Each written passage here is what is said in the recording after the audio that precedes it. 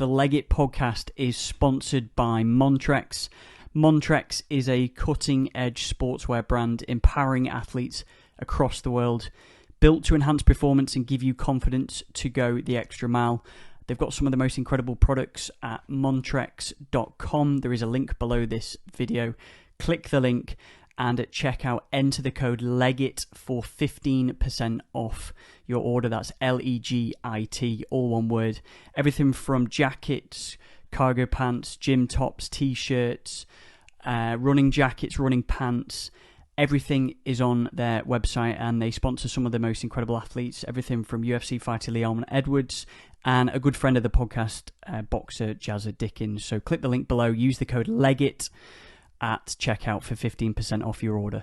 Welcome to the Leg It podcast. It's me, Jordan Neal. It's me, Andy Grant, and this week's guest is Timo Tierney. Yeah, Timo, sorry. Yeah. Everyone often does it. It's like, you know, I love to want to go somewhere and someone goes, Timo, and I go, man, it's Timo. Or like you get some mad ones, because Nick's in the band and his name's Nico, and some people call him Nico. I find it hilarious. So when people call me Timo, I either feel like I work in a Greek restaurant, or he's just mad. It's Timothy though, so it's either Timothy, Timo, depending on your age. Sorry, lad, I feel terrible now. I'm glad you corrected it though, because we just went all the way through. I had to do it early. I had to nip that in the book quite early there. But anyway, lad, T Street band, you know, massive, passionate Scouser, mate, just dead happy to have you on. It's right, made up to be here. You know, it's been a long time coming on. We've been conversing over a long time. Yeah. And so here we are. No, you are, mate. You're one of these people, mate, who's obviously successful music career, but also when I think about you, and I think when most people do, they think of just someone who's proper passionate about the city. Yeah, totally. So that's a fair assessment. Nice. Yeah, it's a very nice thing to have said about me. No, I do. Growing up as a young lad, you know, from a family who's, you know, been part of unions and worked in city council and being in like the good fight and always being there to be good to one another and be good to each other. And, you know, being from a place from Liverpool, you know, it's very important that we do look after one another. People have it hard out there, and to think that, you know, I'm doing, or I'm taught of it being nice in my city, then that's good for me. I've never punched anyone in the face, so you know, I think I'm good. From you're obviously saying as a kid, were you always brought up in that way in terms of like being proud to be from Liverpool, you know, respect what we are as Scousers, you know, the working class in us and stuff like that? Was you always brought up with that 100%, sort of set of values? 100%. You know, my dad's from quite a large family, from down Jerry Crescent, not Jerry Gardens. And growing up, I always used to like go to match with my dad, and with me, I've got twin uncles, Billy and Jimmy. We used to go to the games everywhere and stuff, and I always used to go anywhere with my dad, and wherever we'd go, there'd always be someone who we'd know, and I'd always stop to talk to them. And I always felt like people always like, you know, I still now, you know, we'll go to the Asda with them, or go somewhere with them, and people stop and talk to him, and he always remembers them and always goes on and always says, oh, I had a laugh with him here, or me and so-and-so went there. But they always speak to me dad, and like there's a respect thing there. They're never like wanting to get away from him, you know what I mean? They're always like wanting to talk, and they're happy to talk. And I think if you can have that, you know, and then you're obviously doing something right, aren't you? Just a lot of people run away from me to talk too long. But yeah, definitely from Kensington, Edinburgh Road, and you know, brought up in a working class area with around working class people who we had to grow up and be together and be mates and you know, help one another at times, and always just thought that was the right way to live. You mentioned there just going to match then, has that always been a big part of your life? Yeah, I stopped going in about 1997. I saw Oasis for the first time, just you know, I think we had Soonest at the time, and Mark Walters and Ruddock and John Scales and all that, and I thought I just got into music a lot more than football. I was never very good at football. I used to like playing football, I used to love playing bare ass and fucking... I used to like playing in goal though, madly. Going to match was a massive thing, yeah. How many boss games of footy were there when you were a kid, by the way? Honest to God, we talk about playing like halves and stuff. We played good 4-hour halves like when we were kids, and I've seen the thing with Alexander Arnold the other day when he was saying when it was time to come in, you just hear me mum whistle or shout, and then everyone had just dispersed. And I think every Scouse kids had like a similar thing, haven't they? They're like everyone in now. Yeah, and it's like, you know, that pairs, and just going out with a footy, someone would come out with a footy and everyone be made up. We had about 3 pitches bars, like all lane, which was like a concrete pitch, and then we'd have over the reser, which on Jubilee Drive, but there was like bowlies behind it. I used to go and like meet there and play footy, and I always remember the time on like a Sunday, and like going home for me roast, but like proper pounding me roast down to get back out to play footy. You wouldn't be tired, would you? No. Simpler times, mate. Remember when you'd get onto a bowling green and it'd be like Wembley? Oh, yeah. They were like, wow. Unbelievable, wasn't it? It was that, or if you're lucky enough to get like a new pair of trainers or something, you think I'm bossing these.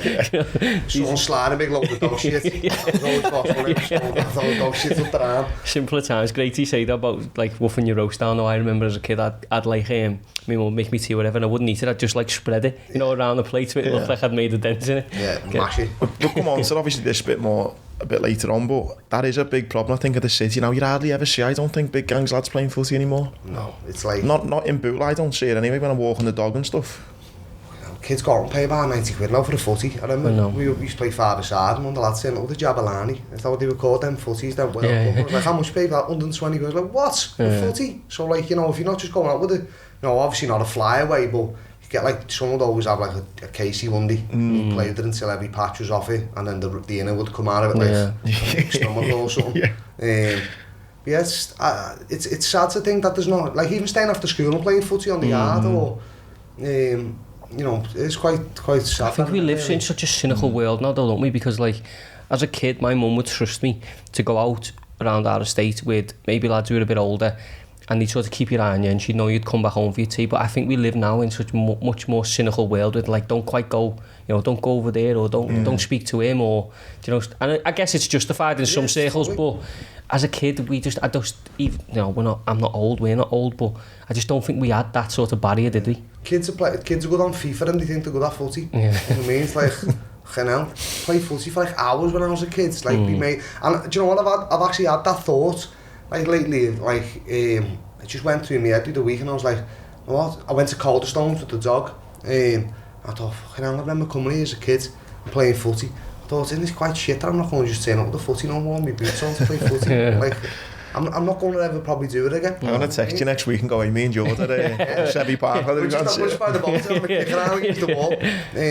But yeah, growing up was boss, you know. Even when you're saying there about being a kid, like, we never had phones to say, where are you? It was just like, you'd know where, like by my mum and dad's, it was like just set of streets, like looping around, about 8 of them, 9 of them, and you'd find your mates. Somehow, yeah. Do you know what I mean? And then on a Saturday we'd all go to like the museum or something, go to Wizards then, get like stink bombs and fart spray. And that's my childhood, that lad. Brilliant. Simpler time. Get a bus. I remember getting a bus once and must have done the bus driver's head in, you know, sat up upstairs, and he just drove us to the depot in Bootle, and we were only about fucking 11. We're like, how are we getting home from here? It was like dark, so we went to that park, it had a zip line in it. Yeah, the North Park. Like, how are we getting home from here? I can't remember how we got home. We used to just go on them all the unsavoury things and just be on just on the bus all day. As like kids, we used to, you know, the Easter break, like the Easter school holidays, always get one of them like scratch off savoury tickets and go to Southport or wherever it would be on the train, do you know what I mean? But it's just like, I don't know whether kids still do it, or, you know, we just live in such a weird world now, don't we? But like, I was a lucky kid, but all my best memories are playing footy for nothing, or like going out with your mates and just being in a park somewhere. Formby on the train. Formby, like the summer holidays. Like an holiday. Easter weekend when you get your new trackie or something, or like you'd all meet up and go to like Southport and just like, you know, you say you'd be naughty, but it wasn't naughty, it was just going, just being kids. Mischievous, Mischievous. I was going to say again, this is no doubt issues we'll talk about later, but kids nowadays, and you see some of the crime that's going on and some of the things, and you think, you know, when I say I was naughty as a kid, we'd go to Formby, do an all-nighter in the woods, and like rob milk bottles the next morning. That was as bad as that is, robbing someone's milk. I mean, it's not like, do you know what I mean? Carrying a knife or something. So when I was naughty as a kid, that was about the extent it's that I got. It's mad that we all grew up in different parts of the city and we all had that exact similar experience. I'm like 10 years old in you, aren't I? So it's like even that thing, because we're probably the last generation of kids who never had mobile phones and social media, maybe, like a Nokia Ringo in our school, like this first pay-as-you-go phone it was, when I was in like sixth form. And like, he was made up, and I was thinking, crap, that me, or just sat down texting someone you don't even know. He was like texting me, mum. I've had a text, like, off who? Your mum? No one's got to. We're all here. We're all here now.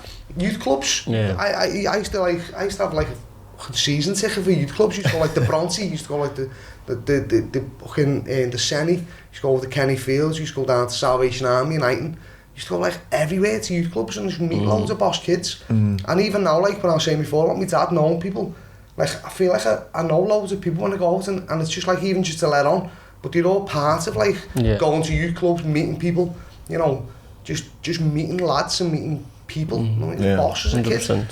So you say about the love of football come to an end a little bit, or at least going, thanks to the pretty poor Liverpool side, and then music became then a big passion of yours. Was it just again being a fan of music, or was it actually playing yourself? You know, I was 15 in school, and there was a couple of lads in school who used to play guitar, and I used to think, looks decent, that, you know, and like me, like family was always into, you know, always had CDs and we're always like a musical family, but no one played instruments. And then just saying to these lads, you know, I've seen Oasis basically grew me hair. You just get ripped for having long hair. Well, I say long hair, it wasn't even long hair, it was just old me's. Like my skin was like beetle-head. Like, you know, strong that, innit? You know what I mean? And I look back now and think, that really like must have like bothered me getting called beetle-head. It's not even that bad. I don't know if it was because I had black hair or because my hair was like a beetle. I can't work that out, but you know, it's funny how kids get, but yeah, just seeing that and thinking, you know, and then Oasis were everywhere. When I was like 15, you know, you couldn't pick up a newspaper without seeing Oasis on the front, and then I remember putting Big Breakfast on one morning before school, and Didn't he spell out in Johnny Vaughan, was it? Yeah, and like, what was that woman called with the fucking Ronnie Sykes? Oh yeah, she was on it for a while. Yeah. Her voice just doing me head in. Of a morning, like, oh, not here again. But this news came on, and it was Oasis going to America, and they were dragging the guitarist Bonehead to the airport, and like he's putting his kicks down, doing a moonie and that. And I was thinking, now these are mad. Whoever these are, these like in a band. I'd love to be doing what they're doing. You know, and I always said, you know, when I picked up guitar and started learning a little bit, I'd love to get my guitar off a conveyor belt in like an airport. You know, I'm not asking getting paid for it, but to think that playing that has got me to another place. And for the first time, you hire guitars, and for the first time I went to Ireland. I went with the boss lads, and fucking, I'd gone to the tour, and when I came back from the tour, Webster went to, yeah lad, I've got your guitar off the conveyor. I was like, you've broke me dream, lad. I've wasted all my life for that, and you've just broke me dream right there and then. Oh, sorry, do you want to put it back on the... No, it's alright. It's alright now, it's done. So yeah, that was it. Really got into it in like sixth form. I love that already though, lad. Like, it's, you know, that kind of just passion for the love of it, do you know what I mean? That this thing can take me around the world, this thing can give me memories, this thing can give me experiences. That was what it was always about. It wasn't about making money, it wasn't about, you know, because it's very hard to be in a band and make money and pay your rent off just playing in a band. It's very hard. Probably like 1% of people who pick up a guitar do that. And that's alright, you know, we're not in for that, we're into, you know, I always think it's great that forever, you know, for a little baby who's 11 months old, and when he's 18 he'll be able to pick up a record and think, you know, my dad was part of that, you know what I mean? And you know, my mum and dad are very proud about me being in a band, and you know, it's that to me is more important than making money. Fuck, money comes and goes, doesn't it? Yeah. What point does it become like, you know, as you say, you're picking it up, you're learning, what point do you start thinking like, you know, I want to be, you know, want to take it serious, I want to like join a band, or, you know... Going to community college, I went to community college in about the year 2000 to do like a little music course, and I met lads who would have, it felt like, you know, I think it must be hard as like a singer-songwriter solo to thingy yourself, motivate yourself to do and know that you're good, and to think, yeah, I can take this to the next level. But when I went to that community college and I met like Nick Ellis, Lee Smith, a lad called Graham Lysett and Nick O'Tagey, and we got in a band called The Maybes, I felt like then, fucking hell, I'm with lads here who like really passionate like me, and we can do something here, you know, and that was through being inspired by other people. They inspired me loads, you know what I mean, and the fellas who were the tutors there at the time, and the women, you know, a guy called Mark Lee and Paul Taft, it was all about, you know, you can do it, you can do this, you know what I mean, you can go out and you can crack on. So yeah, then. It's so important to have those people who can actually say, yeah, you know, rather than maybe a teacher who's like, you're not going to do nothing, there's no point having someone actually going, yeah, go on, have a go, yeah. I'm doing it, you know what I mean, that's they were basically going out playing in like bands and stuff, and like cover bands and whatever, and all that, but they were doing it, they were musicians. I remember in Carleen, there was a teacher called Mr. Capstick, and he was like a bit of a narc in school, everyone thought, but when I got to sixth form, he was boss. I remember him saying like give me like a reference to go to college, and then he was fucking dead sound. He was like, just go and have a go, do you know what I mean? You're only young, you only get one chance of being young. And I saw him about a year and a half ago on by Otterspool. I was with the baby and I was with my wife and with the dog.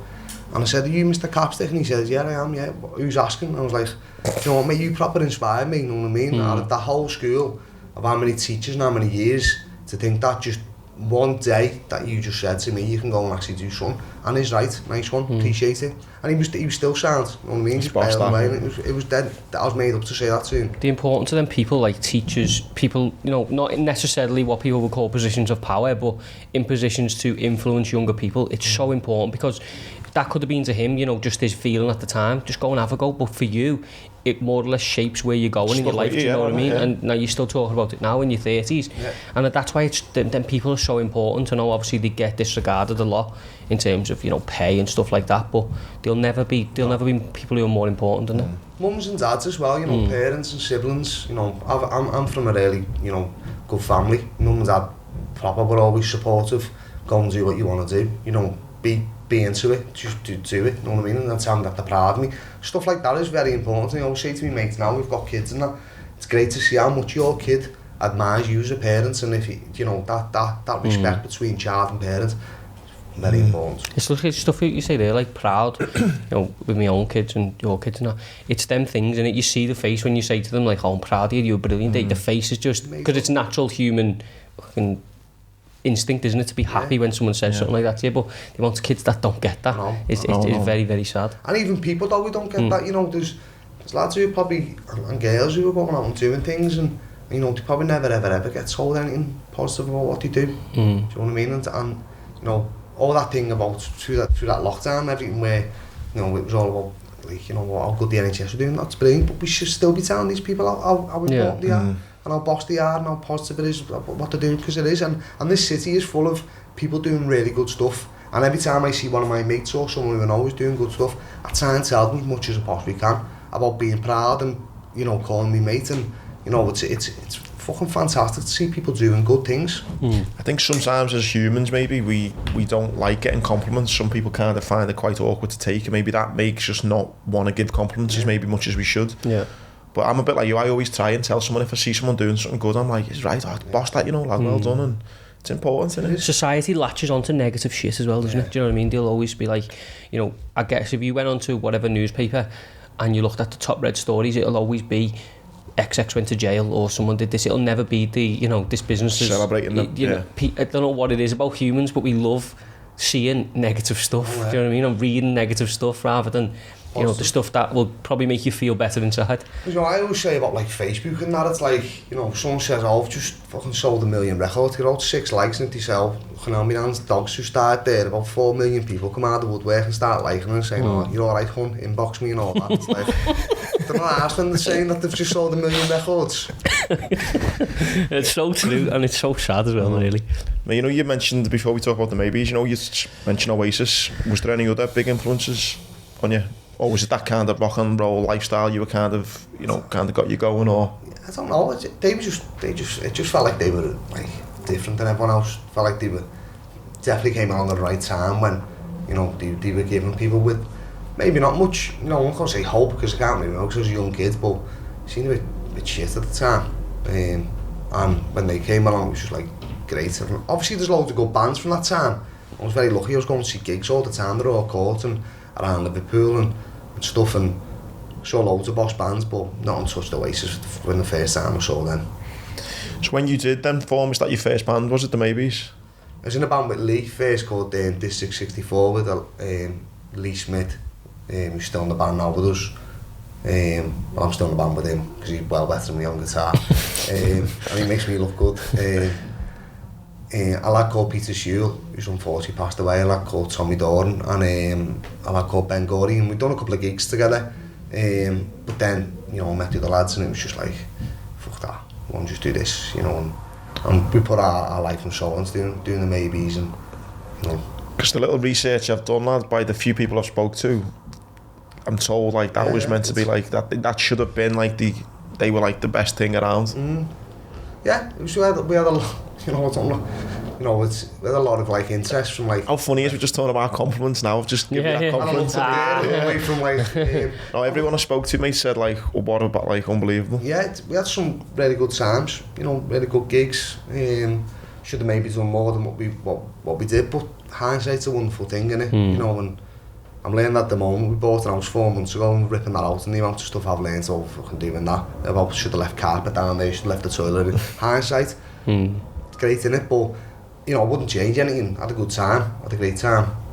Made a good records, and yeah, people, you know, I still go around. People, when's that gig in so and you know, and great. If music is about there and then, it's about playing a part in someone's life, and if listening to one of them songs makes someone feel a certain way or reflective or whatever, then brilliant.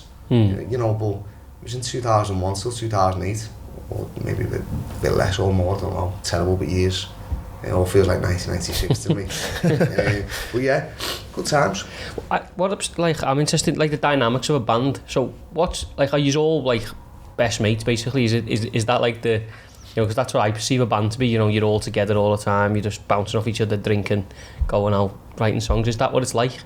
When you're younger, yeah, you know, it did feel like that at the time. I've been very fortunate, I've always been in a band with my best mates. There's people who put adverts up in magazines and whatever and say drummer needed, and they meet some fella they've never met before and get a drum in the band. And that kind of, you know, the thing of that, I'm not really into that. You know, I couldn't, because the dynamics wouldn't be there. I'd be finding out who this person is. I'd spend 6 months wondering if I liked the person or not. But they're still in your band, and with us it was always like we were just mates. You know, we used to hang around together all the time. One year I think we done like 280 gigs in 365 days or something, in the back of a van. So you have to be best mates, otherwise you're flipping on each other and not being too happy and spending you know 6 years in a Travelodge room making boiled eggs in a kettle. You know, it's hard. You know, it's never but you know, when you go out and you do a gig and there's people there singing your words back, or they bought a CD or they bought a t-shirt, that makes it all worthwhile. But yeah, I drinking wasn't like, you know, never been into like getting bladdered 5 nights. I'd like having a bevy, but you know, the thing of being in a band to have a bevy wasn't always there. Well, can you remember the first time you's like proper nailed a gig? As the maybe where you were like, hey, fucking hell, we're boss us, you know? We done it at him. There used to be a night called the Bandwagon, and we always wanted to play the Bandwagon. It was in the Zanzibar, and Tony Butler, who's passed away, who used to run the Zanzibar, used to from Walton Vale, and proper hard, good Scouse fella, know what I mean, really like supportive, and but he could be a bit of a bastard at a time, know what I mean, tell you when you need to. We were doing this Bandwagon gig, and we'd rehearsed, and we were all ready up for this gig. When we turned up to load in, Tony was on the door and he said, "You just can't play tonight, lads." Why? You just played last week down the road, down the Mask. And he started going, "You aren't special, you think you're special, you aren't special." And he gave us like proper like, give us an hard time, know what I mean, but it was like to learn a lesson, know what I mean. But when we rehearsed the night before that gig, we were shit hot, we were ready for this gig, we're like, I felt like fucking invincible. We were, in my eyes, the best live band around at the time, and then we got fucked off. So all the other ones, I think we played the Mask, we played the Stanley Theatre one time, we done a big gig, that was a good gig, and then we played the Spirits of Shankly 1 year as well, and that was boss. I remember walking down Kenny there and these lads singing one of our songs on his mate's shoulders, and it was like, that's good. Yeah, them little moments are the ones that, like, you know, you say people singing back to you, or, you know, like that must live with you like forever, really. Definitely. And how does the songwriting process, because I'm always fascinated with this, as a band, is it like a songwriter first, then is it, I don't know, does the drummer start going, just the guitarist, I mean, how does that work? Very different. When we were doing the Maybes, Nick Ellis used to write a lot of songs, probably 90% of them. He is a very, very, very good songwriter, one of the best I've ever heard write original songs, fantastic. And he'd come in with songs and we'd learn his songs, and obviously put our parts on them, or whatever, which makes it then everyone's original parts on a song, which then make it a band. But when we've done the T Street Band, we kind of write songs together. Like, you know, it's very hard. I find it very hard saying, oh, I've wrote this song here, and coming in and sitting down, the lads all looking at me and going like, and singing these words, because they might not be into them. And there's been times when they're not into the words I've wrote. That's quite hard to take as someone who's, you know, putting something on the line for people to critique and criticise. It's quite hard, and as we were saying before about people, you know, it's hard to take compliments. It's also very hard to take, you know, critique in it, you know, if you're passionate about something. So then, with the second album, what we've done, the T Street Band, we tried to write all the words together. I know that sounds quite difficult, but we were sending ideas and on the WhatsApp group, and that's how we got that album together in the studio. We would say, this line works, no, let's try this line. So we wrote that album together. So it's different, you know, on the first T Street Band album, we all individually wrote different songs, and people would come in and add their parts, but, you know, I don't know, it's strange, you know. I'm just the least creative person ever. Like, I can't even envisage, like, if I'm decorating my house, how to, like, be creative. So never mind write a song. It just fascinates me how you can, like, you know, loads of mates can get together and go, right, come on, get a beat, and then someone says some words, and that, I just think, fucking hell. What's more important in a band? Like, is it musical ability or, like, cohesion? Do you know what I mean? Like, do you know, when you're, obviously, because you're going to play together and stuff. Because I guess everyone can be good, but if you're not all on the same wavelength, it's not going to work, is it? It's like Liverpool beat United 5-0 the other day, really, and it's like, you know, there's all individuals who are really good and that, but then there's a team. And I think we were playing that much together, and we still do. We know each other inside out. I know when Dom's going to play a certain part, I know when Nick's going to play a certain part, because I know them inside out. Yeah. I know their musicianship, and that to me is as important as being fucking Steve Vai on guitar. Steve Vai, I don't sit and listen to Steve Vai, but I don't listen to a band. So I think being a band's more important than knowing each other inside out. You know, but as you say about being creative, I find it very, I was thinking about this well the other day, I find it very hard to stay creative.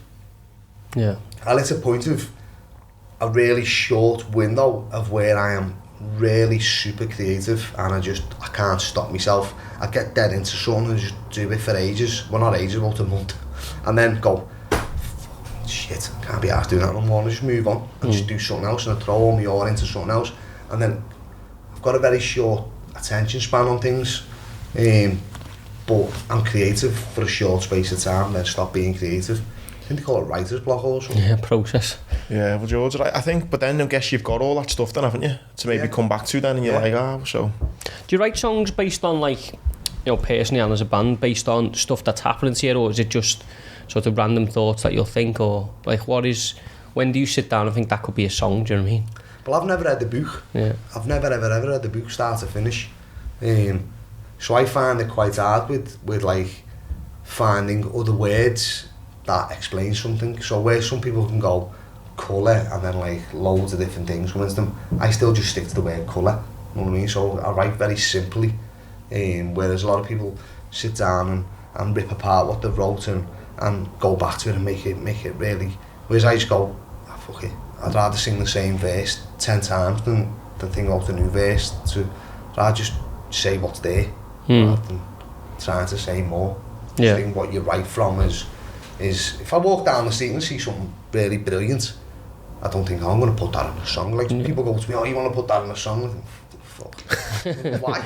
You know what I mean? Why would I want to put that in a song? You know, I don't know. What's it like then, kind of, when a band's kind of taken off and it's getting a lot of, you know, things spoken about, when you're going through that period of 8-9 years with the Maybes, when your personal life as well and stuff like that, I mean, what are you doing? You're gigging every night, like you said, you're busy some years. I mean, what's going on in the rest of your life, if you like? Living with my mum and dad, and just waking up, going out, doing gigs, rehearsing. We were rehearsing 5 days a week, 10 till 4, and just getting shit out, really good. And then it just become, you know, going out, seeing other gigs, going out watching gigs all the time. There was loads in Liverpool at that time. You could go out any night of the week and there'd be like a good band on. Now, there used to be an Enemy tour, and I remember seeing like fucking Black Leather Motorcycle Band who WK, The Coral and someone else on like a night. And then you go out the next week and there'd be like the Libertines playing the Zanzibar, and I wasn't particularly into all them bands, but to go and be influenced by all this stuff, what was happening. There was loads of good bands coming. I was saying before, the Bandwagon, the Bandits, the Coral, there was Oaken Clones, there was Tramp Attack, loads of boss bands knocking around the city. It's like we were saying about our childhood, this kind of generation now, it's the kind of like, sing in your bedroom, go on X Factor, and you kind of can make it. What you're saying there, like that, rehearsing every day 10 till 4, and then going watching bands, taking inspiration from people, then doing it yourself, and then doing it all again week on week. The only person I've seen like close to it's Jamie Webster. Jamie's living, that thing where, he's living that life. He's rehearsed all the time. He's all the time trying to write better songs. He's living the life of a musician, where a lot of bands are like, an artist, it's like one song, you go and listen to one song. People like one song by Dua Lipa, or people like one song. People go and listen to that lad's album now, and that's why I think he's doing so well. If like, he's got good, it's him. If you want to go and watch Webster, you go and watch him, and you listen to his 2 albums, you go and sing back all his words. It's part of seeing people with t-shirts on with Weekend in Paradise on. It's part of this brand. He is the brand which is now living that life, and it's boss to see. As we say, it's so throwaway now, music. You put Spotify and listen to like fucking one song by a band, and you don't ever listen to them again. Yeah. I heard Sam Fender the other day for the first time in my life. I was like, who's this? I didn't know, and I saw his name. So I saw his name before I even know who this musician is. And when I heard it, I just thought, it's good, but I don't know. I just don't know. Can't get my head around it. The PR machine in music now, I'm guessing it was like, strong back in the day when you talk about like Oasis and bands like that, but I'm not musically talented, but it does seem to me like there's a lot of people in the charts now who are no different to someone who might be singing across the road tonight, do you know what I mean? Yeah. And that must be, for a budding musician, pretty demoralising, do you know what I mean? Because it's just one of them things. Does your face fit? Are you really good looking, or are you prepared to sing about stuff other people aren't prepared to sing about? Do you know what I mean? Well, it's like, it used to be 70 grand allegedly to get on the front of the enemy, so you could pay to be on the front of the enemy. So imagine how much it costs now to go and play live on Strictly Come Dancing on a Saturday night. And when you see these bands, or I can't even think of anyone because I don't really watch all them programmes, but there must be certain bands now. Ed Sheeran maybe, I don't know. I think his songs are brilliant. I don't particularly like the lads, I wouldn't go and watch him live, but he's on all them prime time TV shows. And when if you fed shite, like that, fed shit again, all of a sudden you start eating shit, don't you? You start probably liking it. And I think a lot of music and music what's around the moment is probably around that. Yeah. Mate, so with the Maybes then, what kind of brought that to a halt then, and kind of the birth of the T Street Band? Just kind of ran out, fizzled out. And then we had a year out. And then we got offered a gig at Creamfields, off a back of a tune that me and a lad Arbo, James Albertine had wrote. And then we needed the band, so it was like, let's just ask Nick. Not let's ask Nick, and what are they playing? Fucking, what was that game called? Red Dead Redemption. Oh yeah. Just go around sitting Nick's all night and playing Red Dead Redemption. It was just like, do you fancy doing these gigs? Does Nick on bass? Yeah, it sounds. Phone Lee, it's on, game. But then it wasn't about just doing the same thing, it was about trying to further and trying to push ourselves on a little bit. And the electronic side of stuff was definitely something what we wanted to do. Lee wanted to advance in doing like, more synth stuff and it being synced up with the drums, and Tom was wanting to do more stuff like New Order-ish and having like the headphones in so we could listen to the click beat and playing in time. And so it wasn't about being a live band, it was about getting this sound together. So we just said, let's do it. And then, there was an advert at the time, TSB, the bank that likes to say yes. And I don't, it's quite hard when people ask you to do stuff, because with 5 people you go away and if someone says, do you want to go to fucking sleep on my couch and 5 years, then you're all going to sit and talk, sleep on this couch, and then suddenly, sleep on the couch changes to something else, and you're all sitting and taking it apart. So we always used to think about stuff too much, whereas when we done the T Street Band, it was like the band that likes to say yes, well, let's just do the band that likes to say yes. We'll say yes to every single opportunity that comes up and see where it gets us. Let's not think about, let's just say yeah. And all of a sudden then we were doing an album, we went to Utah, went to New York, that positive mindset of just saying was boss. And that's one thing I would like to say to young people who are in bands, just have a go with it. If it's the wrong thing, it doesn't stop you being in a band. It just might just be the wrong decision for them, but you make better right decisions than wrong decisions. You hear that so much with music, don't you, when you read about it, stuff, bands turn political, or someone wants to go in a certain direction. And so what's it like when you just get that, everyone pulling in the same direction? It must be like, like utopia. Well, we were working with, we still do, with Dave Picciolinghi. We went down, he saw us do a gig, and we just went and started working with him. He was managing us. And then at that time, don't even know, again, don't know what year it is, because fucking years just go past me by, but we weren't in the band for long, and felt like we were out all the time together, having a good time together. We were going to different places together, we were going to boss gigs together, and then there was wax party starting, which was like a warehouse rave thing, which was really good at the time. So all this Baltic area, we hired a warehouse and we put a rave on. We got a license for the bar, and that was called Future Sounds, and we got like Andy Carroll. And we were doing all these things which, just felt boss. Going out every weekend doing boss gigs and having a dance, and because dancing's boss, isn't it? I'm not very good at it, but dancing is really good. Is it a good feeling, like no one? Yeah, it was boss. So that was the time when I thought, we're all on this now, you know what I mean? We're at this. There's that film, isn't there, I think? A film, and it's about positivity, about a guy who's quite negative and always a bit hesitant to things. I think the film's called like Just Say Yes, and he goes and sees this motivational speaker, and he says, right from now on, you've just got to say yes to everything. And he does, and his life starts to improve and stuff, and it's obviously a bit of a comedy film and stuff, but it is funny how just by going, go on, let's have a go. The times that, you've been for a pint with one of your mates, and it's say, do you fancy going down, and you go, I'm alright here, but if you just go, go ahead, your night just somehow just changes into like a well better night, like just by just saying yes, you know what I mean? It's very hard in all walks of things to say all the time, because we're humans, you know what I mean? We're not just going to say to everything, but in business and working and doing stuff, especially when there's a few years, you've got to make decisions on stuff. You've all got different varying decisions. Some might want to say no, some might want to say, I don't know, let's think about it. But if you all just go, go ahead, then there's no.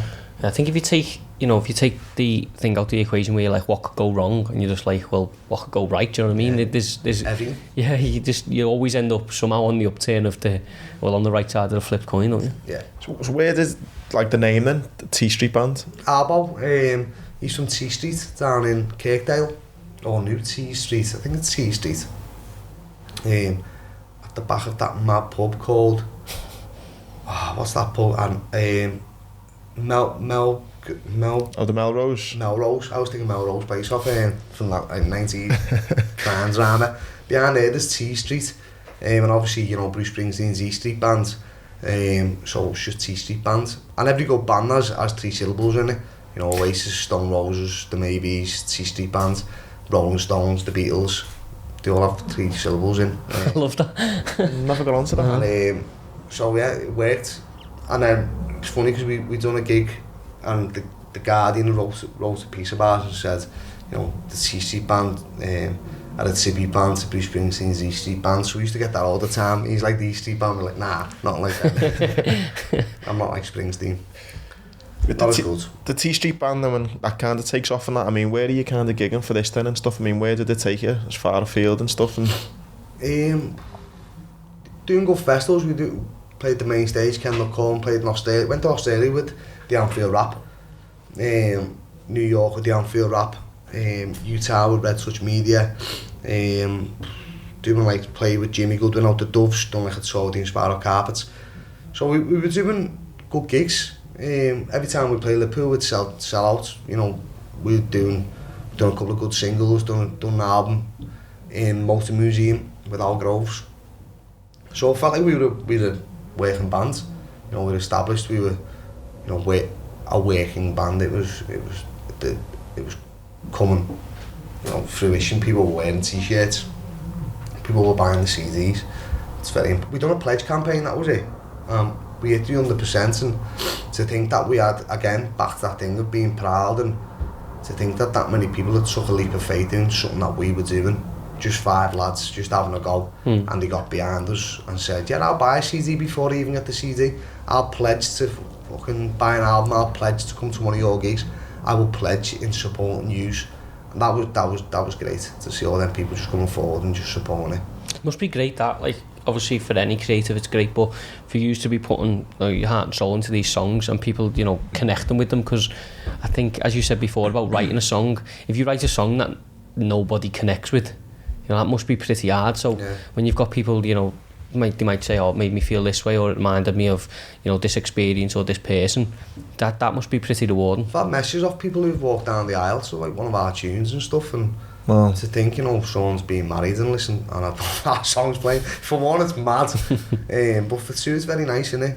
And you know, to think that, you know, all these potentially played a little tiny part in someone's life. I think as well, I think Noel Gallagher said it once. He said, you know, people will moan about spending, you know, I don't know, £8-9 or whatever on an album that you could listen to time and time again and could change your life and perspective on things. Yeah, we'll happily go down to Costa and pay £6 for a fancy coffee. It's mind-boggling, isn't it? Instant gratification, mate. Rules the world now. That is the thing, but I do think it is quite upsetting to think that, you know, there isn't really. I don't even know if HMV is still in town. You know, there used to be like our price HMV, Virgin. All these shops where you could go in and buy a CD. I remember waiting for Be Here Now to come out by Oasis. I remember going and getting it, queuing up outside the shop and getting the CD, fucking like sitting looking at it, open all the inlays, and like listening to it about 20 times in a day. Just couldn't wait to listen to this band's album, and to think that kids don't get that no more. They just put the phone on and go, oh yeah, there's a new song out, put their headphones in and like just like listen to it. It's like everything's instant now, but the experience is gone, isn't it? The experience of, like, you know, as you say, going to like record shops, it's very, very similar with bookshops. Like independent bookshops now are dying as well.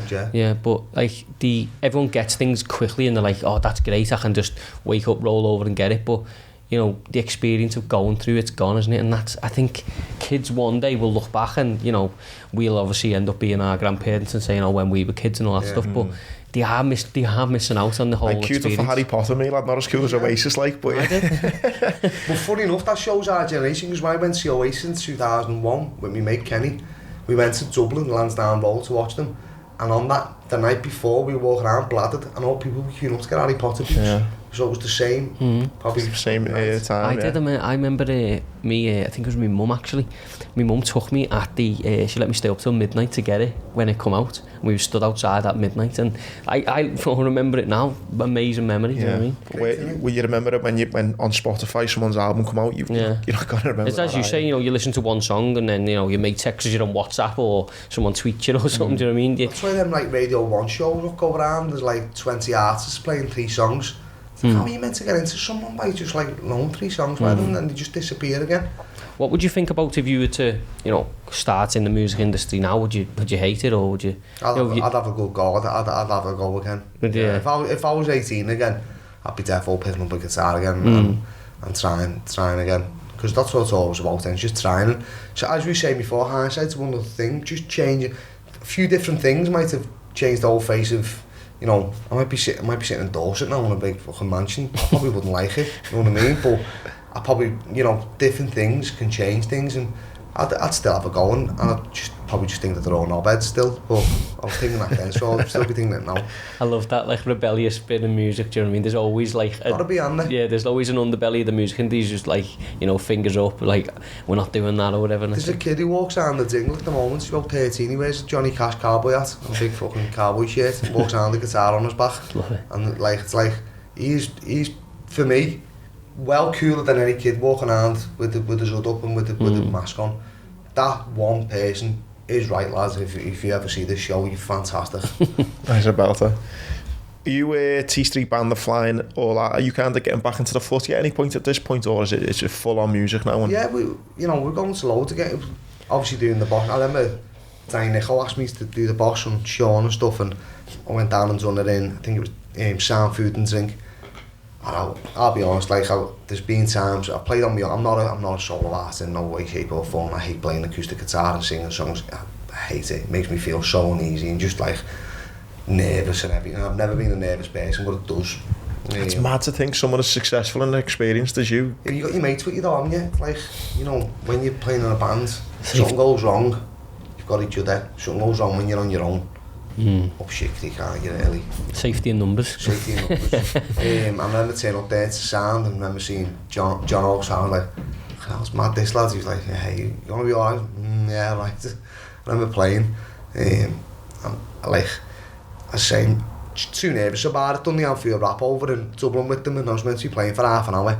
And I played 7 songs, walked off stage, and Neil went, "Have you finished?" I said, "Yeah." He went, "You played for 7 minutes. Now for that 7 minutes, playing 7 songs, I must have been playing fucking pretty fast. Or playing not the full song." And I remember I was just being like, that was horrible, you know what I mean? Like, but I like putting myself out of my comfort zone. You know, whenever I just said I'm not doing it again, I carried on doing it until, you know, going to Madrid and playing in that square before 40,000 people. You know what I mean? And I wasn't nervous that day because I'd done all that prep work into getting to that. But yeah, Liverpool, you know, been to loads of games. You know, I remember going to the City game when, in my eyes, we won the league that year. Because I went to the game with my dad for the first time in a long time. Fabinho, that one? No, the one before when Sterling, Sturridge and Brendan Rodgers and the Gerrard slip year. Oh yeah, and Coutinho scored. Yeah. 2-1. Yeah, and me and my dad celebrated. And to me, we won the league. You know, because we saw that game in the top league. We thought me and my dad were made up. And it was boss. And I still, you know, football, what it does, you know, for people and you know, the good times I've really had, you know, and you know, I still love being a Liverpoolian, very, very, very proud to be a Liverpoolian. And when we go away and we go to these gigs and you know, go to, you know, football matches, like went to see them play over in Melbourne, you know, a couple of times abroad and stuff, and it's great. I think being Scousers, we got so much talented, you know, musicians, you know, like yourselves and everyone you've mentioned, and football. It goes really well together. One massive fan of yours is obviously Jamie Webster. I know he looks up to you a lot. Can you remember the first time you two met? Yeah, I've got a picture. I took a picture with him. I think it was backstage in District, doing a boss night.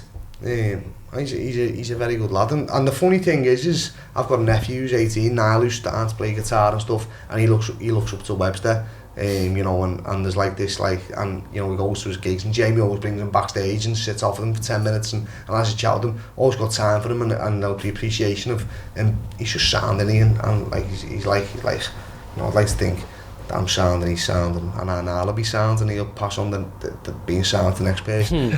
I like that conveyor belt of like Scouse music, do you know what I mean? It's like, you know, people will take something from you and then, you know, it gets passed down and then another kid will look up and, you know, just the constant, wherever it goes, you know, wherever these people go with music, whether they become a success or they don't do it forever, but it's always just passing along, isn't it? It's weird, like Mick Eddard, Shaq is like my number one musical genius. I absolutely think he's fantastic. And the band Shaq are one of my favourites, and we were doing a gig in 2003 supporting Shaq. And someone said, "Oh, try and get so he's here to Zan, he won't be able to do the gigs." And I heard someone saying, "Timo knows all the songs, he'll play."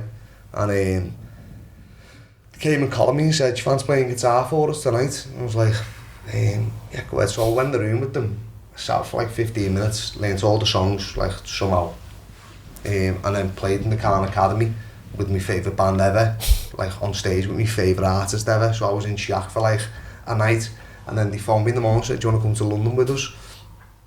Yeah, I'll come to London. So I went on tour with my favourite band ever, you know what I mean, and played guitar for my favourite band ever, with my favourite songwriter ever, and like that's probably like me finest point of being a musician. Did you tell him or did you just play it cool? Yeah, he knows. But like, you know, it's that thing of people in Liverpool and musicians, and you know, all these people who I looked up to as a young lad when I was 18 in sixth form, wanted to play guitar. You know, Cast was the first ever ticket I bought a ticket for myself. You know, and I'm sharing stages with John Power and Cast and, you know, The Farm and all these bands who from Liverpool who are just all fucking sound fellas. You know what I mean? And women, they're all just seem like we're all just sound. You know what I mean? Which is nice, isn't it? Boss. When obviously everything's going on, like I said at the start of the show, you're obviously passionate about the people in this city as well. When did you kind of start making more of an impact and seeing what was going on in the area and stuff that you do with the Florrie, like more recently? I mean, when did you start kind of thinking, oh, you know, I want to try and almost give back a bit more? I remember realising that where I was from, Kensington, was, you know, was getting the soul ripped out of it by, like, they were coming and taking, like, the Yorkshire Stone for, like, the Albert Dock and telling people that, like, it was for the area to get Virgin Television. And I'm thinking, this isn't right. And my dad was going out and telling me, you can't take them paving stones fucking out from outside, man. And they were just coming and just, like, ripping the community apart. And then they started, like, making them multiple occupancy houses. And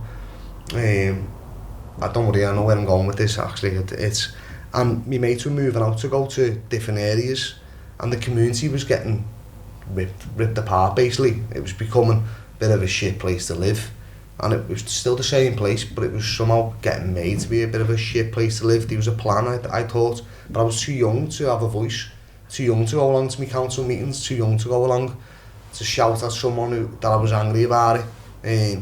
And then when I moved down and become, like, you know, done all the band stuff, I always had this idea of I wanted to be. My uncle Tommy was a part of the community. He used to run this place, the Perrot, the Vivian Estates residence, whatever it was. He used to take all, like, old people on days out and used to try and make a good area from where he lived. And then I went to play with Mick Head in the Florrie in 2015, December. And I didn't know where the Florrie was, and I walked in and I met Anne, who's the chief exec there. And I was saying, it's decent in here, and yeah, it's decent, yeah, lovely in here. So I always wanted to do a guitar group. I've always wanted to teach people how to play guitar. She went, come and do it then. I went, oh, just come and do it. See, if we're open in January, they weren't sure the doors are going to stay open. If we're open in January, come along and just do what you want to do. Just do it, make it happen. She said, make it happen. I thought, yes, yeah, so all Christmas I was thinking, I'm going to go and do this. I'm going to go and have a go with this. I'm going to go and try and do something community driven.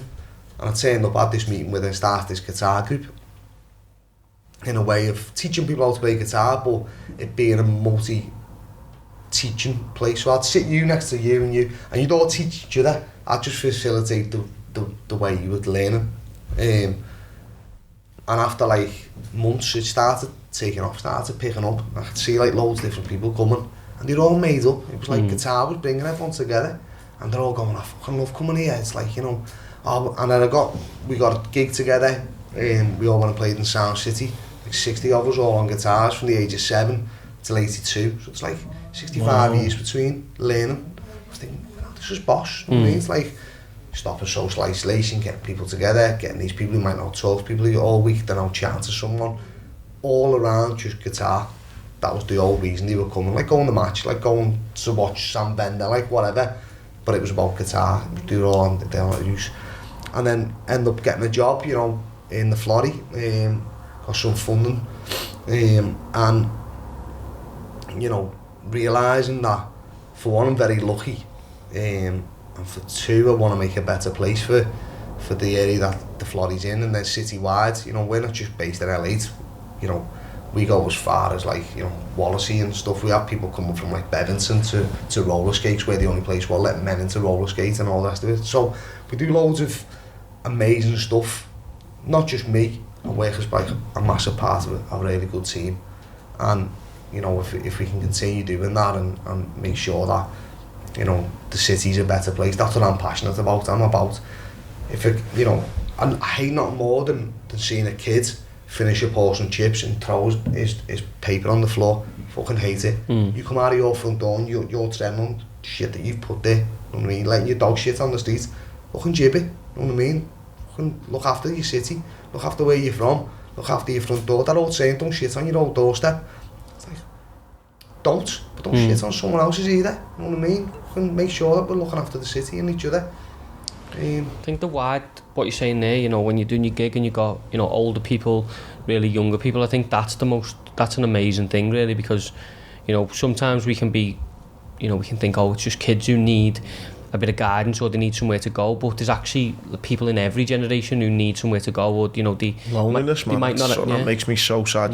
They might not have someone to turn to, or they might have wanted to sit with the guitar for 20, 30 years, but they've never had someone to say, well, come on, I'll teach you, because we all take for granted the fact that we've got big families, or we've got loads of mates, or we've got a wife, we've got a husband. Not everyone has these luxuries. And young person, through that lockdown, the young person can pick up the phone. There's a lot of people who haven't got a phone, can't use a phone, can't use the internet, sat there watching the news every half hour. It's like that pandemic, and just the mental health and the problem that caused on people, and not just like the lockdown and the pandemic and everything, just like a lot of people don't go out all week just to buy a loaf of bread and a pint of milk, and even like now they're not going to the corner shop, they're not going like the local news agents where the man knows the name, they're going to like a self-service fucking checkout in Tesco and just getting a beep and then walking out and probably really wishing that they could speak to someone in that half an hour that they've gone out to get a pint of milk and a loaf of bread. And that's one thing that, when you say before, makes me really sad. It breaks my heart to think that there's people sat behind that front door who never talk to someone all week, never speak to, probably pick up the phone, speak to the doctor, you know what I mean, because they've got no one else to speak to. And we should be looking out for people a lot more than what we are. But as you say, some people, life's hard, life's fast for everyone.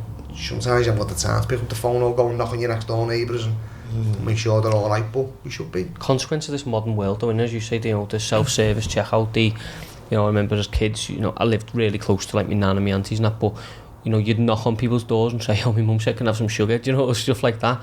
But I think that's somehow gone, hasn't it? Like the personable, wanting to just, you even see it now, kids don't want to speak to adults, like, I've seen it myself. I've sat in conversations where, an older person will say something to a kid and they'll be like, yeah, or, it'll fucking be nonce. Yeah, exactly that. Or it'll be cut off straight away, and this might just be an older person trying to pass on a bit of wisdom, or just trying to take an interest. And that's when I think football and going to the pub and all these things are very important, because you can do that at them places. Yeah.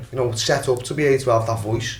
The half fella can sit and talk to a young person about how good Suarez is or how good so-and-so, because you can. But then if you go to the shop and start talking to that in front of you about how expensive bread's gone or whatever, where, I used to live on a road with loads of flats, Parkfield Road, loads of multiple occupancies, loads of houses, and I knew everyone I reckon on my road to at least let on to, because it made it my business. Whether you're old, young, on your own, in a couple, whatever, I didn't care. I made it my business to know everyone on my road and to speak to my neighbours and to make sure everyone was alright, and to, not because I'm going to go and do the shopping for you, just like it's nice to be nice to people. Familiar faces. Familiar faces, it's very nice for people. And that one person like walked down and go, I knew there was a certain fella who wouldn't speak to anyone, we could be made up. Every time I'd be out, the dog would be out, letting on and talking to me, because I'd be the only person he's talking to. Absolutely, yeah. Did you notice then a massive difference just when you started working in the Florrie, and then obviously these past 2 years when the pandemic hit? I mean, obviously there was problems and challenges anyway, but I mean, did you notice it just fall off a cliff? Yeah, people have slipped through the net big time, and it's being scared to open the front door in case they get unwell, or scared to make that call to there's a lot of, we're very proud, aren't we, in Liverpool, we're very proud to, if you've got no money, or if you've got no nothing, there might be that level of support out there to help people to make that call, to get that passion to go, I've got nothing, I'm going to ring someone. Who'd you ring? Why ring the Florrie? We had someone last week phone up and saying, I've got nothing. I've never made this call before. I've worked since I was 15. I've got 4 kids. I've got nothing. And to listen to someone on the other end of the phone and think, fucking so sad. You know what I mean? It's just horrible. But there isn't just the Florrie doing this. There's loads of great community assets and community buildings. Good people. I work with good people. I am very, very, very lucky that I work with really good people who are there to support. But I did notice in the last 2 years, even people now coming to our activities, we have a free yoga class on a Tuesday morning. Before the pandemic, we had like 45 people coming for the free yoga class. Now, it seems like there's a generation who are a bit scared to come and be in a room with that many people. Yeah. You know what I mean? Which is sad, I understand it. But I can see where now there's a change in, people might just be waiting to get the winter out of the way. And let's see how we get on. And then next year, you know, I'd like to think that we're going to go back to some kind of normality and people will feel a lot safer and secure in coming to, because we've done everything we possibly can, you know, we've made the place sanitised everywhere and clean and all the rest of it, we clean down. We've done everything we possibly can, but there's still people who, you know, worried, nervous. It goes right back to what you're saying, people being, you know, maybe isolated a little bit and the only thing they've got to do is watch the news and, you know, they get told certain things and whether that's right or wrong, but when they're only ingesting one thing all day about how dangerous life is and how, you know, you can't blame them for being scared, you know what I mean? And that's very... No, even yourself, it's like, you know, there's some things that you might buy a ticket for and you go, can't be arsed going, you know what I mean? And it's you have that bit of an argument with yourself in your head and you go, oh, shall I just go? Oh, I don't know if I'll go. Now if you think if you're on your own and there's something that you really want to go to in the Florrie and art class, you don't know who's going to be there in that door when you open that door. You don't know what's going to be at the Florrie. But you really want to go to this art class and you're 70 odd years of age and you're a bit scared of going out and blah, blah, blah. And then all of a sudden you go, I'm going to go and do it. I'm doing it. And then you go and do it. I always try and make sure that when you walk, or we do, not just me, when you walk through that front door, you are met by like someone who's very happy to see you and the made up, and you're going to come in, and when you leave there, you can't wait for next week. And then you start looking at, oh well, hang on, what do you do table tennis on Wednesday? I'm going to come to that. So the Florrie should become like a bit of a sanctuary for them. And I think that's what we are. It's empowering that really, because you know, you're starting to, you know, not to be, you know, you're giving people everything, but you know, you might just instill a bit of confidence in somebody, and you know, they might wake up the next morning and be like, you know, the TV, I'm not going to watch the telly today, I'm going to go and do something, and then I'm going to go down the Florrie and maybe jump into, as you say, a table. I've never picked up a table tennis bat in my life, but I'm going to go and just have a go. It's just giving people something, a little fire in the belly. The thing is, mate, life is fucking hard. Like, it's hard, and to give them a break, whether it's an hour, 2 hours, whatever, if it's making their life better, then great. You know, it's that's what we take, because there's a lot of places that have a thing over the door. It's like, you know, AA, CA, you know, homelessness, you know, whatever.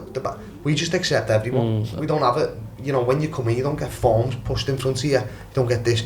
We don't ask you, you know, basically your name. What's your name, mate? Lovely to meet you. Come on, yeah, you're here for this. And even that in itself, you know, people are so worried about going somewhere and getting a form pushed in front of them. They've got to sit and fill a form and they've got to ask these questions. We try not to do that. It's like, you know... How does the Florrie survive then? So how was it like? We get funding, City Council, and we have events, so we do weddings, we do gigs, we do private functions, donations. So basically, you know, a lot around that. Like when we done the video with Lee last year, the Sadio Mane video. Yeah, that was. Can you talk? I was going to ask you about that next. Can you just tell people who might not have seen it how that come about and stuff? Yeah, so Lee Swan, he's now not known as Lee Swan, he's known as King of the Dingle. I met Lee. I love that. He's funny, man. He's amazing. Like, it's like, you know, he's like best mate. That, like, she lived like with him all the time. But when I started in the Florrie, you know, and like, he'd come in and he'd say, is Anna around? And we'd say, yeah, she's down there. Anything for me to do? I want to volunteer. Do you know what I mean? Fucking, you want to volunteer? Let's get volunteering then. What is it you want to do? And I always remember, because you always used to have 110s on. He loves a pair of 110s, Lee. And I'd have a buzz to him, like, and then he was doing loads of good stuff. He'd always come in and help out with people. And again, if someone new was coming to the building, he met Lee, he'd make sure that the fuss was made about him, or a lovely person, and he's dead nice. And I thought, he doesn't get money off us, doesn't get paid. What can we do to return all the goodness he does for this area and this building? So I wrote a letter to like the lads at in Liverpool, and a couple of them came out under the pretence that they were looking to book the all for a 40th, and met Lee. He was just taking the piss out of me to these lads, and they were like, we want to do something for Lee. This is what we want to do. And then the lockdown was coming, and so they rushed it through, and I surprised Lee by having a FaceTime call with Sadio Mane. And it went online, I think 2 days before my baby was born, babysit, and I went to watch it after coming from the hospital. all the staff got together to watch it in the building, and we all sat there, and there's a part where he puts his arm around me, and it just melts me every single time. But even now, it's like, you know, I see how important that is. Like when I was saying before, about being passionate about your area, being passionate about your city, being passionate about your people. Lee has all them. Like the dingle to him is like, this is my area, this is where I'm from. If he sees someone, he'll challenge everyone. Don't do that, don't shit on your own doorstep. You know, this is... So, that video, you know, I think got 4.5 million views or something. And now he just talks to me like shit in work. I'm now his volunteer, basically. Nah, yeah, it's a great I don't think anyone watched that, mate, and didn't shed a tear, mate. No. It was just amazing to see. Yeah, and then to see Manny when he scores, do the celebration. Yeah, I've got another surprise from coming, but yeah, we'll get there when it comes out. But, you know, even that, it's like, you know, I say all the time, like volunteers, all right, yeah, sound, you're a volunteer, and people go, oh, nice one for volunteering today. The amount of people, like, it's one thing what the Florrie does as well, is when people come in and say they want to volunteer, there's a lot of places that just give them a brush or a mop or a load of glasses to go and clean. We try and sit down and say, what is it you want to do? What do you want volunteering to give to you? And all our classes, our activities are usually run by volunteers who are fed in their skill set, who are fed in to get the next step. It's about helping, supporting volunteers. Because I'd tell you one thing, mate, if we never had volunteers in this country, we would be up shit street. You know what I mean? People, if you look from top to bottom, volunteers hold this place up, you know what I mean? And whether that be the old person volunteering their local building or hospital, or the lads and girls who are volunteering giving the jab, or the lads and girls volunteering doing them COVID tests, or at least one coming in and volunteering making people feel good. Volunteers are overlooked and not appreciated as much as what they should be. Yeah, I think you're right. It's 100%. It's always like well done for volunteering, well done for not getting paid. You know, where it should be like, what an amazing thing. You know, you're giving up. Thank you so much. Yeah. money, as you rightly said earlier, money comes and goes. You know, your time doesn't. No. And if you are prepared to give your time to somebody or a community or a building in return for no monetary value, just because it's the right thing to do, then that should be celebrated. It shouldn't be put down as a charitable thing. Too right. But it's not charitable. It's not. I think as well, for anyone who hasn't volunteered, like, it is such a good thing to, like, it's one of those like selfish good deeds thing, isn't it? Like, you feel so good when you're able to give back to someone as well. So if anyone hasn't, maybe go and check it out. When you try to talk about serious stuff, and I mean the use of, like, you know, the Florrie, the food banks and stuff like that, these things are there, but they're not there unless people are there to open the doors. Do you know what I mean? We have volunteers. We have a food union. We don't do a food bank, because food banks, there's a lot of you know, you get passed between pillow and post. You know, there's people who come to us who've been told, being sent with a letter to the local church, being sent with a letter, and then they get given a bag with 5 items, 10 items, 20 items with stuff in it. And if you're hungry and you've got to take this bag of food home to your family, and when you open it, there's 7 objects that your kids don't like out of 10, how much that make you feel? It's been 3 people begging for a bag, then all of a sudden you get given a bag of stuff that your kid don't even like. That's just pressure upon pressure upon pressure. So we have a food union where we have like a shop where people come in to make the choice what they want. If they don't want Heinz beans, they want Branston beans, you have Branston beans, mate. If your kids like waffles, you don't like Alpha Bites, you have waffles. You know what I mean? We try and, it's empowering people. It's not just giving people out, yeah, lad, there's a bag of scram there for you, and then feeling boss about yourself. No, it's about like making sure these people in these families are getting the best that they possibly can get. And if someone makes the call, or if someone comes in our building and they need help, I guarantee you 99% of the time we will help them, and we will get them the right support and help. That's a good way to look at it, that, like what you rightly said there, you know, it's taking it away from people being like, we're giving you something, you know what I mean, like you're at rock bottom, so to speak, we'll give you something, rather than, no, you come in, you know what I mean, you're not this charity case, we're just throwing things on you. Come in and, you know, make your choices, and it's don't just keep them at rock bottom, get them the handouts, you know what I mean, get them, you know, do you want to come and have a cup of tea, do you want to have a chat, do you want to, you know, there's another, it's like, again, you know, we have gift vouchers for Tesco, like, it's sometimes only a £5 gift voucher, but if that person wants to go and buy the nappies that they like for their child, go and buy the nappies you like, don't put, you know, it's about empowering you. Absolutely, I think, as you said, rightly say, it's about, you know, lifting people up, not just keeping them, you know, there. But do you know what I find interesting, and I only learned this probably 18 months ago, the people who are using these services, it's not people who, like, you know, as the government probably want you to think, people who refuse to get a job, or people who just want it's people with jobs, it's families, it's people who are, you know, you wouldn't look at them to think, you know, oh, they just want to sit in the house watch Jeremy Kyle. It's not that, is it? It's not, totally isn't. Working poor, you know, people who've got jobs, mate, by the time their wages and they paid all their bills and they've looked after their family, they've got fuck all left, you know, pennies, you know what I mean, and you know, it's not just, it's doctors, nurses, teachers, semi-professional footballers, single mothers, single fathers. It could be anyone, mate, and there might be a time when you need to go and get some scran, and that's all right. Do you know what I mean? To go and ask, and you know, but it shouldn't be made a big fuss of that you're asking. It should just be sound. No. You know what I mean? You know, if you're coming, like a lot of places will ask too many questions. Why ask questions? If you're coming to us and you're asking for something, you obviously need it. You know what I mean? I'm not going to stand here and play God. I'm not God. You know what I mean? Who am I to tell you that you can have and you can't have? People have donated that food to us. You can have it.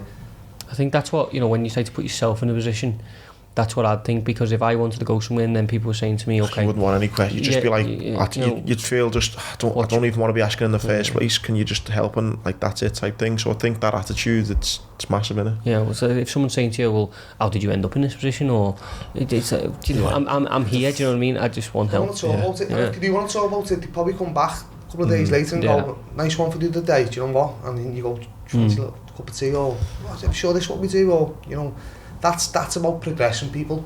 Yeah. We don't want to keep everyone here. Let's get them up, and then let's get them, you know, let's get people better. What is your thing now then, Timo, in the sense of your progressing your life with music, with the Florrie? I mean, where's the kind of future life for you now? Still love playing in a band, doing another album. You know, Florrie, I want to just carry on working at the Florrie. I love working at the Florrie, never want to work anywhere else. So stop trying to headhunt me now anyway. No, yeah, it's I want, you know what, there was a time when I thought I might want to be a counsellor or something, but I don't, because, you know, unless it was my own party, all the bullshit, you know, around that. I just want to make a better life for people as well as myself. You know, I've got a lovely family, with a little baby who's coming up to 1. You know, but I want to be a good dad. You know, I want to, you know, I want to just have a nice time. You know, that thing of going on a holiday a year and, you know, having a house and being alright and being secure and trying not to be stressed and being, you know, just having a good life. You know, and I feel like I have, you know, very, very, very fortunate. But, you know, hey ho. Mate, despite the success and the huge success, no doubt you still got to come as well with another album. Fantastic musician you are. The best bit for me anyway about this pod was how your face lit up and how passionate you were when it comes to helping people. Yeah. I think that says so much about you, mate. Your successes, we could have done 10 podcasts about every gig you've done, everything, the success you've had, and you know, maybe there is a time for that, but just seeing, I think, mate, your passion for helping people, it's 100%. massive. And it's not just about, you know, seeing people homeless on the street, it's about, you know, I'm very lucky. I got given opportunity by the Florrie, by Anne, by Bev, by people who I work with. Give each other an opportunity, give other people a chance, you know. It's always right. I think that's what I've taken from this pod most, mate, is like, you know, your passion for people not losing that personable side of the community, and not lose, you know your next door neighbours, or, you know, check in on your mates, or, you know, just speak to people. That don't get sucked up in this crazy world that we live in, that, you know, you're too good to speak to people, or you're too good to get help, because you never are. No, totally. There's you and I in community. Exactly. That's what I reckon. Absolutely. Love that, mate. Anything else you want to finish on, mate? Or? No, nothing else. Apart from, yeah, just be nice to each other and just fucking, don't crack on. I think, and like, be proud of being from this city. If you're from this city, we were all born with that silver spoon of being from this city, and we're very, very, very lucky. Great note to end. Boom. Thanks, mate. Osh. Cheers.